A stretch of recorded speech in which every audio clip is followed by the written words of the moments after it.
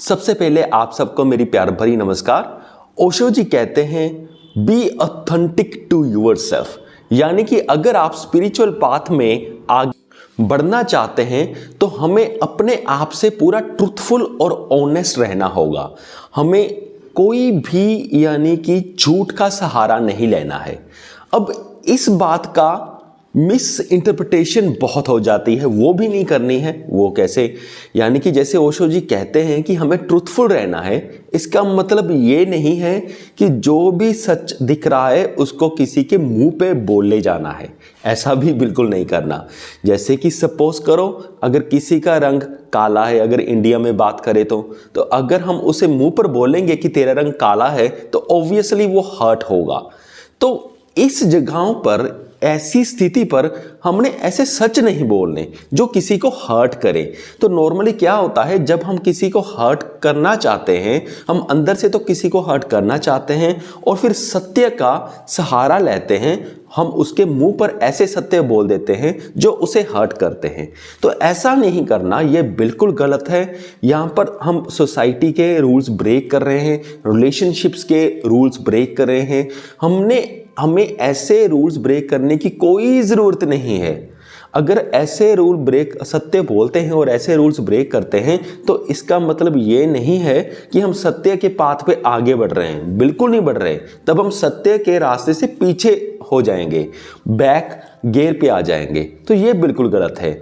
तो ऐसी जगहों पर सपोज करो अगर हमें कुछ ऐसा झूठ बोलना पड़े जिससे रिलेशनशिप्स अच्छे रहें और किसी का नुकसान ना हो रहा हो, बिल्कुल एक हार्मलेस लाई हो, तो ऐसे झूठ को बोल देना चाहिए। ओशो जी भी कह रहे हैं कि ऐसे झूठ को बोल दो, कोई टेंशन नहीं है। अगर सपोज करो, अगर आपने इसी केस की अगर बात करूं, जैसे कि एक पर्सन का रंग काला है, अगर हम उसे थोड़ी देर के लिए स्माइल दे सकते हैं, हम कह सकते हैं भाई आज तो तुम बहुत अच्छे लग रहे हो, नॉर्मली कह सकते हो, तो इससे अगर वो खुश होता है या किसी का झगड़ा खत्म होता है छोटे से झूठ से, तो बोल दो, वो सही है, वो बिल्कुल सही है, उसमें कोई भी बुराई नहीं है।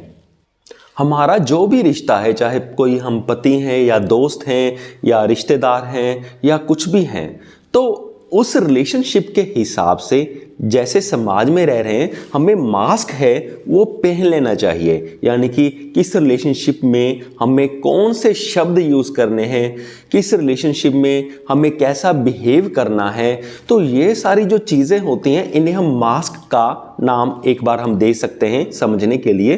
तो सपोज करो, अगर हम अपने दोस्त के साथ मिल रहे हैं, जो मास्क है वो हमने पहन लिया।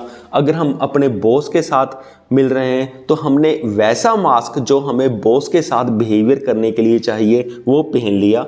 मैं फिर से कह रहा हूँ, मास्क मतलब वो पर्सनैलिटी हमने बना ली, वो बोलने का तरीका हमने वैसा बना लिया, यानी कि अपने आप को चेंज कर लिया कि हमारा रिलेशनशिप विद बॉस सही रहे, हमारा रिलेशनशिप विद फ्रेंड्स सही रहे, हमारे रिलेशनशिप विद वाइफ, हमारे रिलेशनशिप विद रिलेटिव्स, हमारे रिलेशनशिप विद हमारे पेरेंट्स, सबके साथ सही रहे। वैसे वैसे हमने मास्क पहन लिए।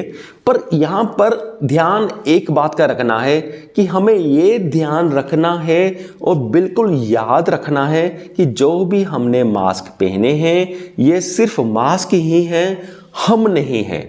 हमें सिर्फ अपने मास्क यानी कि अपनी पर्सनैलिटी जो हम बनाते हैं रिलेशनशिप्स के लिए और जो हम एक्चुअल में खुद हैं, इनके बीच में गैप रखना ही है। आपको पता होना चाहिए। नॉर्मली गलती ये पर हो जाती है कि हम मास्क को ही हम समझ लेते हैं और हम जो एक्चुअल में हैं उसे बिल्कुल भूल जाते हैं और हम स्पिरिचुअलिटी से बहुत दूर हो जाते हैं।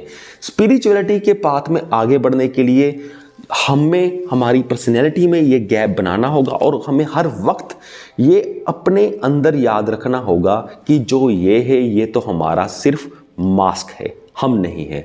सो मुझे पूरी उम्मीद है कि आप सबको ये वीडियो समझ में आ गया होगा। इस वीडियो के डिस्क्रिप्शन बॉक्स में मैं अच्छे स्पिरिचुअल बुक्स के लिंक्स डाल दूंगा, साथ में मैं कुकू FM का नाम भी लिख दूंगा और कूपन कोड भी दे दूंगा और उसकी मदद से आप सिर्फ 200 रुपया आपको भरना होगा और 1 साल के लिए आप उस कुकू FM जो कि एक ऐप है, उसमें बहुत सारी ऑडियो बुक्स हैं, हिंदी में भी है, इंग्लिश में भी है और लैंग्वेजेस में भी है, आप सुन पाओगे। सो यहाँ तक वीडियो देखने के लिए आपका बहुत बहुत धन्यवाद।